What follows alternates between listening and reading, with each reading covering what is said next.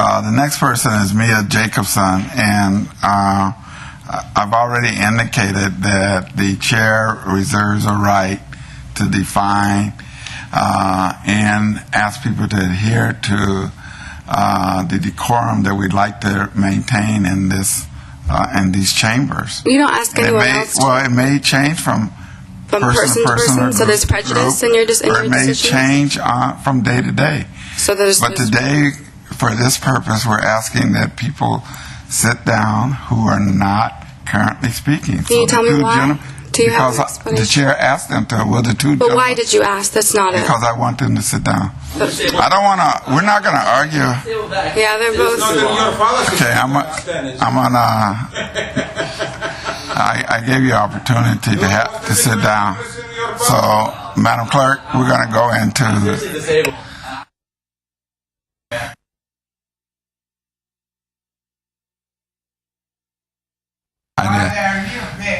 Okay, I don't care.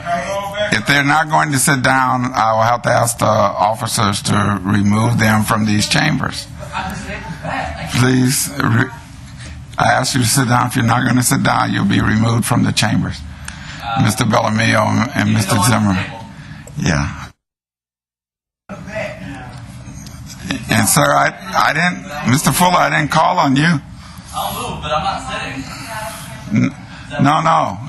If you don't sit, then I'm going to ask the officers to remove you from the chambers. It is in our policies. I just articulated it. No, I didn't. Well, I'm going to go stand outside, and then when my name's called, I come back here. How about that? That's fine. Go ahead. I've been coming to these council meetings for almost 2 years now, telling you that something needs to happen, and it needs to happen now. It's very obvious to me that our country is on the verge of a total collapse. The major banks have driven millions out of their homes. Our national debt is spiraling out of control. Our federal government has been completely hijacked by powerful corporate interests. And you guys are acting like nothing is happening. Like it's just business as usual here. And it honestly really makes me wonder if you guys are insane. At first, I couldn't believe that you wouldn't understand, that you wouldn't be able to see where we're headed, inevitably, if something does not change. I've tried to be nice. I've tried to be patient. I've tried to explain to you over and over the problems we face and how we can begin to address them. Yet every time I speak with any of you, all you can say is, it's not my fault. I'm not responsible for it, regardless of what I think.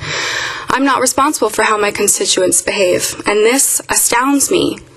Because if you really think that you are incapable of enacting any sort of real change, you need to get out of government, because you don't belong here. During these meetings, when I ask you questions, you don't answer. When I offer solutions, you play on your cell phones and talk amongst yourselves. Whenever I address the problems within the process itself, you slam your gavel and tell me that I'm out of order, that I'm not speaking to your agenda. Yet how any comment relating to the process of government is unrelated to an ordinance which was created by that very process is incomprehensible to me.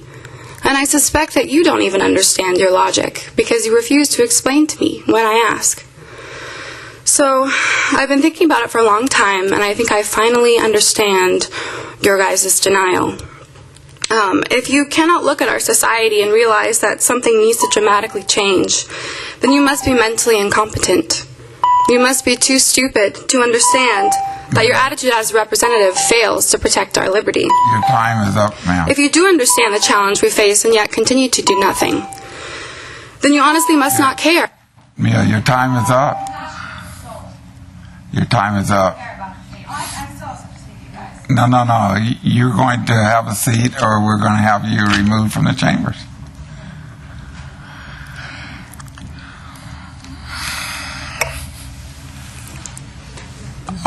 Sam Bellamio.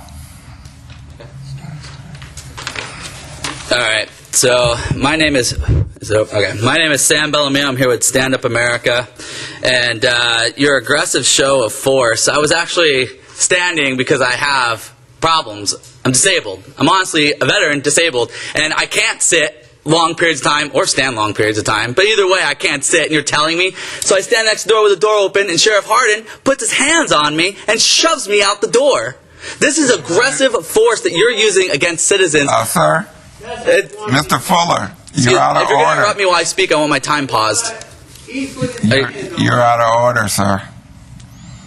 Go ahead. So let me finish what Mia said, is if you do not understand the challenge we face yet, you continue to do nothing, then you honestly must not care. You must have no compassion in your soul if the fate of people is meaningless when compared to your own success. And I wanted to go on and talk about personal successes because we had an inauguration speech from a new council member. Talked about his close relationship of the judicial system and that judge. Talked about the close relationship he had with you guys. When you get elected, you say, "I'm so glad I can serve my constituents." Not one word out of his mouth was about serving constituents. Then we have Larry Gossett. You were arrested many times as a kid for civil rights, and yet you limit me when I stand up for my civil rights. We have Julia Patterson. You acknowledge something's wrong. You've said it to us. But you're unwilling to change anything. Unwilling. You've done nothing. We have problems with how angry you get with me, Kathy Lambert, when I talk about, like now, you're on your cell phone, and the aggressiveness shows your denial.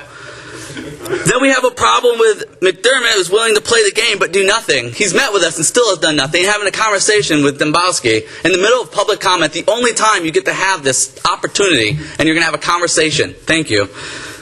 And Mr. Phillips, you said that you're 15 minutes late. We asked you about that. And you said we have lots to do. It's like having a child, and it's just like continually having things to do. So our problem with you is get rid of the half-hour, 45-minute display of giving awards. Your time is up. Okay. Thank you. Oh, and then so America about it doesn't feel very bad. No. But the committee that you housed said Alex could speak, and then at the end you didn't get that chance to laugh at. Your time is up. You guys do not care. Please. We request that you stop standing. Yeah,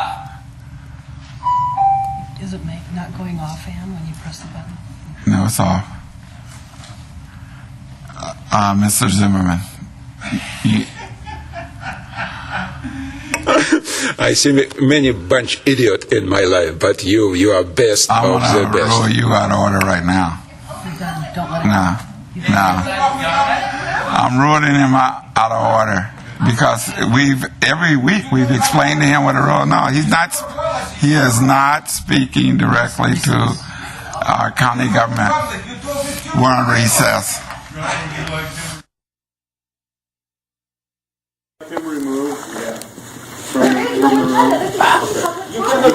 It's not legal. Okay,